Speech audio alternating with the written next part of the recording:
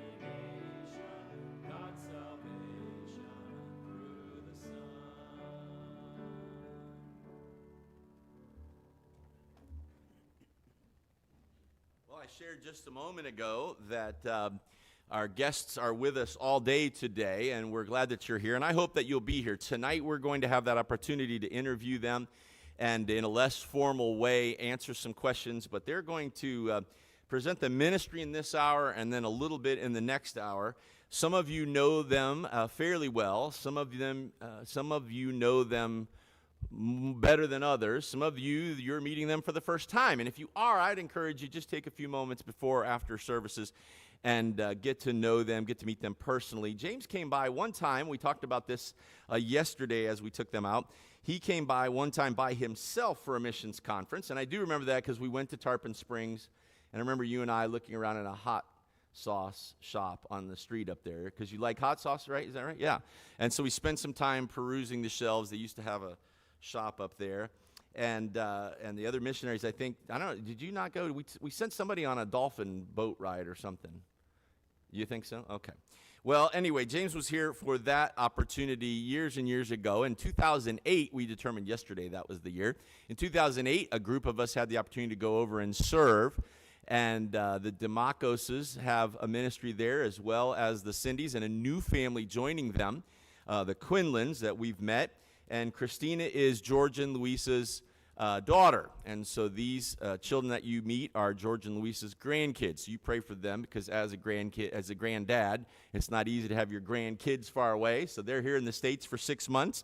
And it gives them an opportunity to renew their visa and minister to churches like us and perhaps meet some new churches. But we are glad that they are our representatives serving in Greece. A great work.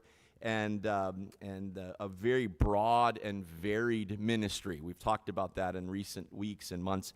And then as well, your Christmas missionary offering of 2021, I believe, was directed towards the building that they've done. And I'm not going to say anything more about it. You come, James, because I'll just start telling all the stuff you're going to tell, right? And let him. It's better to hear him tell it. We had the opportunity to share lunch with them yesterday, or a late lunch or something, and get to catch up, and we're glad for you. Come ahead, James, and you give them a welcome this morning for the Sunday School Hour. Thank you, James, for being here. Very good. You can introduce however you want. Okay. So this is my wife, Christina, Amalia, Sophia, and Benjamin. They're with us here this morning, and so it's been amazing to see who God is. My wife and I, we went to Greece. We joined her parents there as team missionaries in 2007. And my wife was pregnant with Amalia, our oldest, and then we got to host your team in 2008. And that year in 2008, it was a transition year for Greece. It was a transition time for the world. They just didn't know it yet.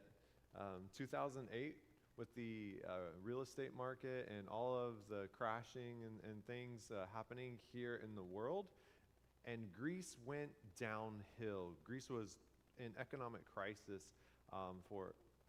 just now coming out of it. But that transition, it wasn't a good transition, But God began to work in our lives in 2008, where we got introduced to refugee ministries. So our goal in Athens is to plant churches. And that's where we want to see lives grow. People come to Christ and they're discipled and living in relationships. And then we go out into the community and we work together and see God transform a country through and community through the church. And Greece being the crossroads that it is of Europe, Asia, and Africa, God is bringing immigrants through Greece. Refugees right now that we mainly minister to are Iranians. And so in 2008, we started that. And since you guys were there just at the beginning of all of this, and just, I don't know how to express like how great God is in working in all this time, but then just the thankfulness for being part of it with you all together. It's just amazing what God has done. And thank you for being a part of it. Just being here today with, as he said, I came here one time by myself, and now we're here with our family, and the kids are growing, and just seeing God work in lives and work here, it's just a blessing for us. And so in 2008, that time, we didn't know what God was going to do. We still don't know what God's going to do, but he's doing it. And we've seen over 3,000 Iranians and Muslims come to Christ. And it's just like, we were just sharing the gospel. And when you guys were there, we were still meeting in an apartment. And God blessed, not long after that trip, we were able to get a storefront. And economic crisis hit Greece, and it was very difficult. The ministry and then refugees were coming through. The country was difficult, but the opportunity was great, and God was blessing and working in lives. And we established a working with refugees where we were having Bible studies and discipleship mainly, and only refugees were really meeting there. And then we had the church building, and we had some problems with fascists and they didn't want us working with the refugees near them and stuff. So they called the police, and there was a potential arrests and all this stuff happening. So we just closed it, and we were in a state of transition again, waiting to see what God would do. And this was now 2014. And so that was spring of 2014. By the fall of that year, God provided a building, and you're going to see the building at the beginning of a little video I'm going to show. We were just, God, what are you going to do? We need these things. And I was looking online, and I saw a building for sale that was half the price of all the other buildings that size. And it was close to the metro. It was in the neighborhood where we had the outreach for refugees. And we're like, we just got to go see it. We went and saw it. And literally this building was put on the market for 700,000 euros. And God provided, and we got it for 190,000 euros. And we would pack it out. Night after night throughout the week, we'd have over 280 refugees in 2 floors, and in the basement, kids were meeting. And when we originally got the building and saw the building, there's this rundown house, and you'll see a picture of that as well, that the dream was maybe one day we could purchase that and see what God would do. That was 2014. Later, I think it was like 2017, 2018, a person came by and was like, hey, do you own this place? And they're like, yeah, it was my grandparents. They're like, would you want to sell it? And she said, yeah, I'm trying to see what we can do here. And so God provided the funds. We were able to purchase the property. We're just like, okay, God, if this is the direction we're going, you open the doors. And so he provided the funds to purchase it. Permits and all these things that have to happen, and bureaucracy is crazy, and the government and stuff. There was one signature that we needed, that there wasn't a person in that office in the government for 6 months to give the signature, and we're like waiting and things, and it's just, okay, God, you're gonna do it. And every step of the way, we saw God open door after door in his timing and providing. And I'm here today because we get to be a testimony of what God is doing in Greece, and in thankfulness and gratefulness for what he's doing through New Testament Baptist Church. And thank you for being a part of that. Thank you for committing and seeing the value of the gospel to transform lives. And God is doing it. And so I'm just going to show a little video. It's the dedication video that we shared for the building. And you can see the building that you guys didn't get to see yet. Now you have to come make another trip and see what God's doing. And then what the building that we purchased, the construction, and you'll see some of that. And through it, you're going to see some faces. And this is the church. This is the church in Athens, Greece. All through this transition of COVID and stuff happening, it's been crazy. We are now in a time of transition again in Greece. We have new opportunities with this building project, and we have new opportunities of what's happening with refugees in the world. And so after the video, if you have some questions specifically, I'd love to answer some of those, and go ahead and roll.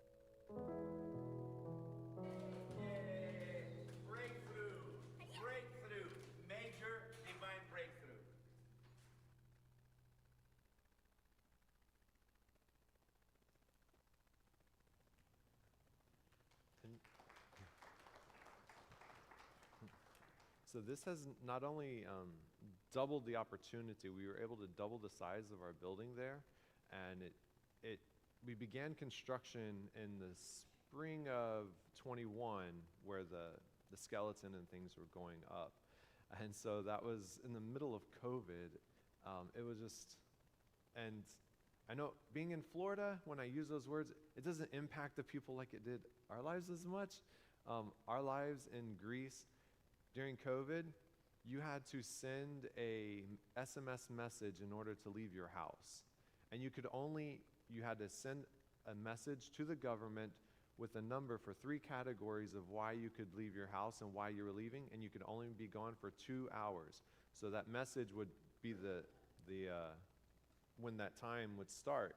And so you would send the number if you were going to the store, or if you were going to work, or if you're going to help somebody else and that was in need, and so, or go to the doctor. And so it was very difficult moving around and things like that, but and prices were going up and up, but it was also the perfect time to build a building because we weren't using it, our building, and there was no traffic, as much traffic and things like that, so the workers were able to move and things, and they were considered like essential and stuff, so they were able to work and things. So that was a blessing during that time. But it not only doubles our opportunity physically, our space, but it's going to give us opportunity spiritually, because this building, another reason why we were building it is because it will meet the need for the permits and things like that to be an official church and get a church license in Greece. So please be in prayer for this, because this is the next obstacles that we're facing. We need to finalize some permits for the building that will meet those requirements that will show that it meets the requirements for a church, and then we need to finalize and get that permit and church license. That will allow us to be an official church in Greece. That will allow us to bring missionaries or people to come work with us and sponsor them to come work with us in Greece. And then our goal and our vision is Greece, and then outwardly reaching other churches and opportunities throughout Europe. Because the refugees, they come into Greece, they get saved, and our goal is to see them discipled, but then they go on to other countries. There, they are starting Bible studies, they're working with other people, and it's always been our goal and heart to be able to go and reach out and help establish works with them throughout Europe. And so that, again, will allow us to bring in help and have opportunity to continue to grow in Greece and see what God does for the future. We are here for 6 months to meet the requirements for Social Security agreements between America and Greece.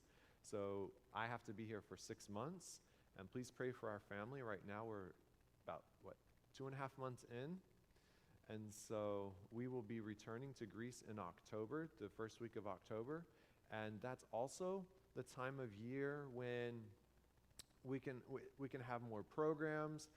The refugees right now, the flow of refugees through Turkey and then coming into Greece and into Europe, it's beginning to increase right now.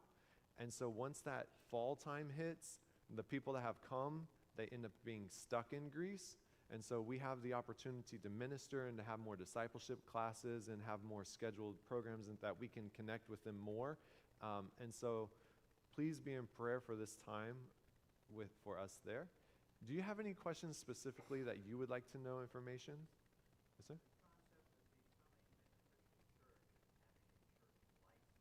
Mm-hmm.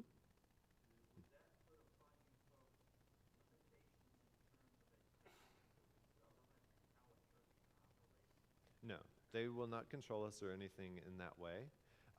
It will just, right now we function as an NGO, and so we are not allowed to, or technically to baptize or marry. So any baptisms that we have or anything, or that people are baptized with us, are just like, it means nothing. It doesn't sound much for an American, but Muslims coming into Greece and things like that, they're like, we want an official recognition from the government they are converting to Christianity. But that's not the purpose for it.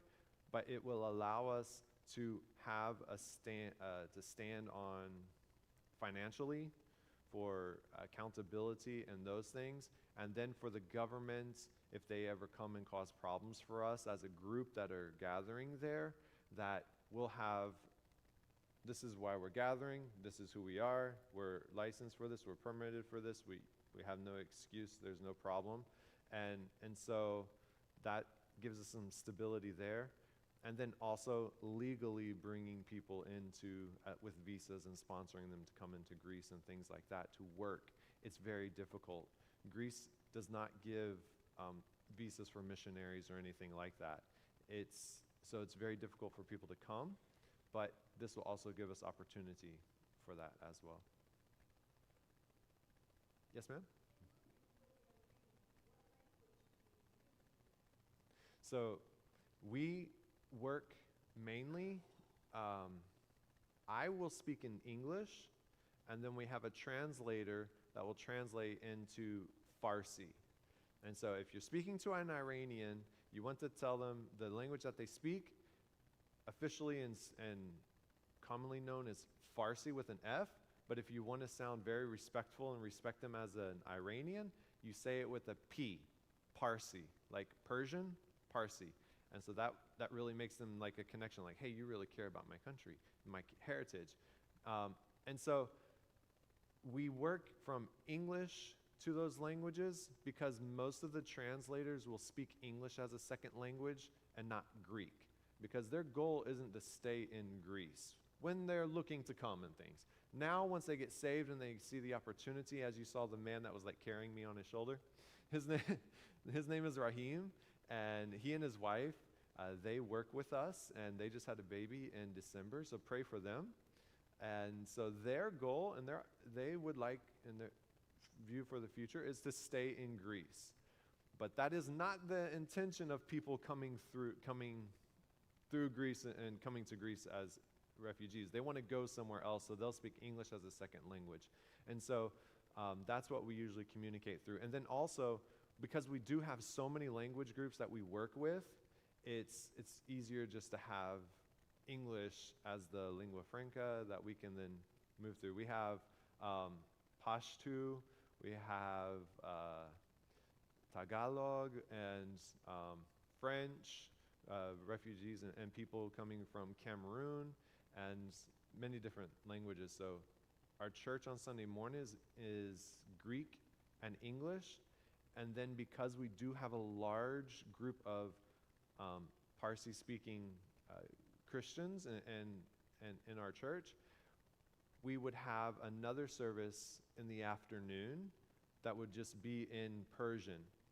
But now with the new building, pray for us, because this is a transition as well for us, that we will be able to combine the two, all of it together, so that we can be the body of the church, and that we can see that commitment, those relationships grow, not being separated. And so we have the space now. Now we just need the stability, because we left April 5th and came to America, and there was Easter was the first major holiday now, or last, and so many of the refugees that had been with us, they left. And so many of the Iranians and things, they all left. We had a youth group of about 12 to 14 sometimes of teenagers and kids that would come together. And then since Christmas, we've seen all of them move on to another country. And so it's difficult seeing that transition and those relationships build, and we always needing new help and those things like that. So we'll see what God does through this time to see that commitment in those relationships grow. And the language, our goal would be to be Greek, because we're in Greece, that would connect and communicate throughout the church there. Yes, ma'am?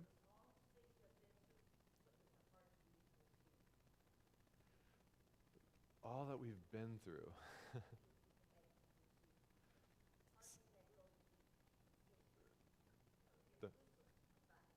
Yeah.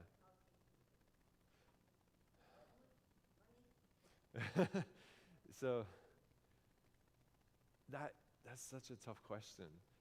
So the hardest thing, honestly, that I think has been for us is to have people who are committed in relationship in the church and the value of the local church to be committed and grow in that.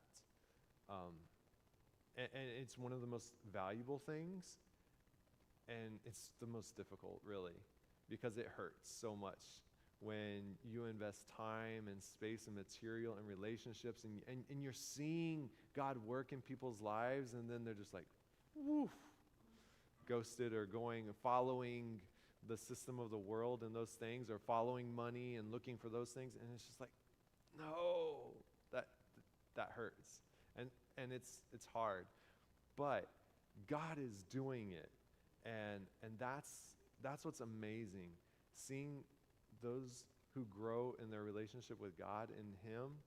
I know you saw, Raheem and the family, and in those pictures you saw I love watching videos that we get to show people of what's happening in Greece, because the people matter and we miss them. And so Babis and Marla, he's Greek and she's Filipino, and they got married in Greece, and his father died during COVID.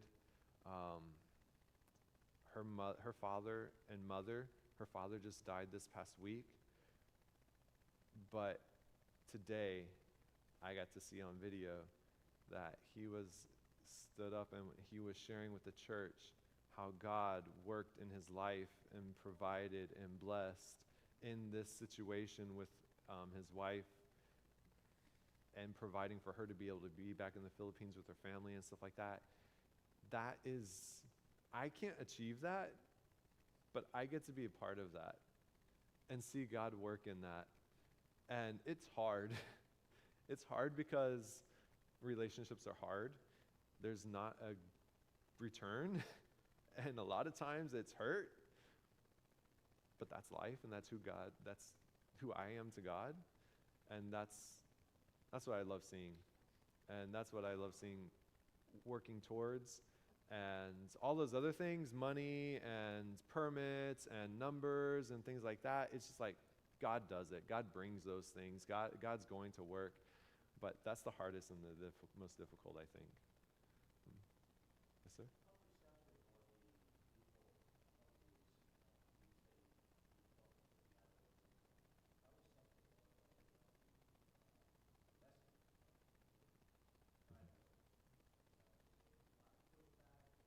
Okay. So it's fun because you never know what you're going to get, and it's amazing because I grew up and 9/11, God bless America, and Islam is a tool of Satan and all these things, and we need the Lord and things. So my heart was to go to a Muslim country and share the gospel. That was like, that'd be awesome one day, right? That's the new frontier of missions. It kind of was presented in things. And then I ended up in Greece, and that was in 2004.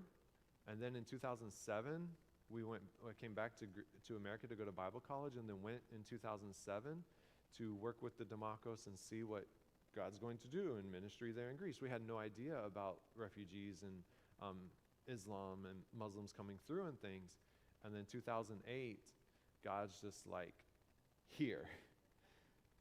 And there's all these people coming through that are leaving their country because of persecution, because of problems, because there's promise of a better life, and they're looking for something better, and they come through Greece, and we get to share the truth.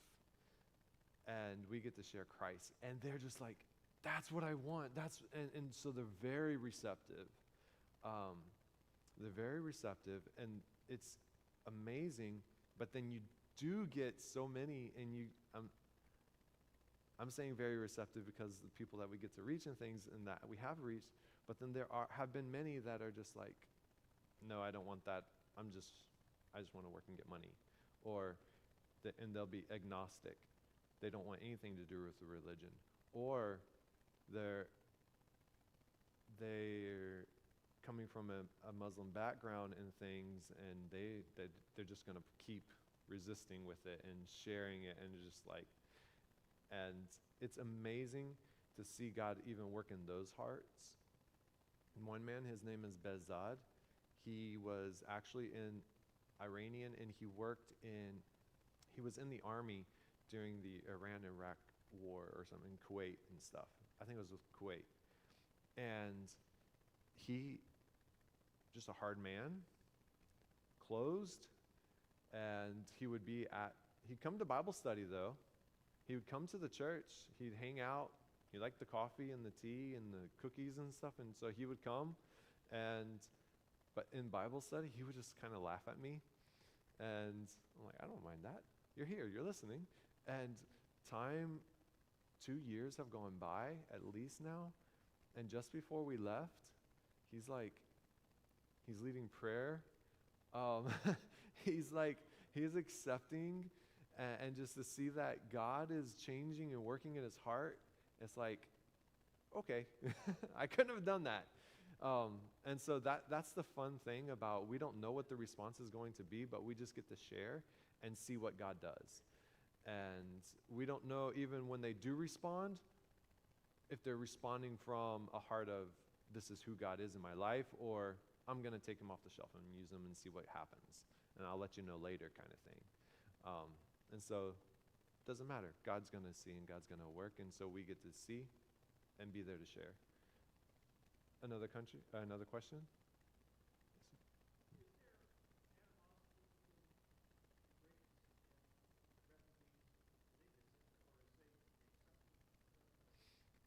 So during the height of the crisis, Greeks were very resentful towards refugees. And so that's one reason we had to close that building and things like that. And there was a right-wing fascist party, a nationalistic party that was gaining popularity because of that. But I don't remember exactly how and stuff, but God worked, and that fascist party lost relevance. There was shown in corruption and problems there, and it is no longer even represented in government, I don't think, anymore. So we've seen that go down. But when we moved into the neighborhood that we're in right now, it's about 5 blocks away. And so I'm sure that they heard or knew some things about the refugees and stuff. And we were at church, and there's a small bakery down the street from our church that it's been there 50 years. It's like 3rd generation family owned and working there. And so we would go in there, and they were very kind of like standoffish. They weren't like welcoming and like, oh, you're Greeks here, and speaking. They were just kind of like, hey, take the money, take the food, whatever, we're good. But Greeks are usually more open and relationship-wise. So we're like, what's going on? And so refugees are coming. I think that had a part of it. They're just kind of watching us to see, and they're kind of wary about that. And so time went by, and then COVID hit. And when COVID hit, we couldn't serve coffee and tea and cake and stuff at the church. So what we did is we made an arrangement with this bakery that we'll give tickets to the people that come to the church, and they'll take the ticket and they'll bring it here, and they'll give it to you. You can get coffee, and then at the end of the day, we'll settle the bill, and we'll be good. So that, yeah, we can do that. So we did that, and it was good with the Greek and English church. They were fine with it, and the people were coming in. But then when we had the Persian church, and we did the same thing, there was a line of Persians out the door of the bakery, and we're like, we don't know how this is going to go. Are they going to be disrespectful? Are they going to cause problems? But there were people that would speak Greek and things. They were interpreting for each other. They were helping them order their coffee and the tea and stuff. And it was really cool, and it was really respectful, and it just like made a connection and a relationship that they weren't expecting and we weren't expecting, but it became a blessing. And so they kind of opened up to us, and it was more nice and relationship and stuff. And so we had the dedication of the building in March, and we invited all the people from the neighborhood and stuff, and we weren't expecting them to come, but they came to the service, and we had in the service Iranians, all different, we had refugees and stuff, and we had Greeks, it was just amazing. We had Americans, and it was just a hodgepodge of people, but praising God. And in that, my daughter Amalia, she actually sang a song by David Phelps, the end of the beginning, that shared the gospel. And if you're familiar with the song, he meets a person on an airplane, and the song is him sharing the gospel over and over again to this person. And so she sang that song, and we're just like, what's going to happen? This is the gospel. Is this going to break relationships, or is this going to make relationships? But we did. And that was on Sunday. The next week we weren't in town, and then we went to the bakery to get some snacks and stuff because we were flying out to come to America. And we go in, and we're buying all these different things that we usually don't buy, and we tell her, we're buying this because we're going to be in America for 6 months. And she's like, no, why, don't leave. And she's like, you are such a blessed man. Your daughters are so beautiful, and what they shared, and you are such a blessed man. And we're just like, what? That's amazing. Yes, we are. But how? And she was crying, like, let us keep them and things. And it was just like, God, you're amazing. And so that question, yeah, there was. It doesn't matter though. God works, and he's building relationships there. He's breaking down those barriers and giving us opportunities and things that I can't even imagine. And so thank you for being a part of that. And thank you for your faithfulness in prayers. We need it. Please be in prayer for us through this time of transition here in the States, the next few months of traveling, for protection. Protection from mosquitoes, please. Pray for health. My wife isn't feeling well today, but just pray for that as we're traveling, and that God will provide and opportunities as we go back to Greece. And this is a transition, but it's not a bad one. It's a transition of opportunity and getting to see God work. So please be in prayer for wisdom with that as we go forward. Pastor, you want to go ahead and close in prayer? Okay.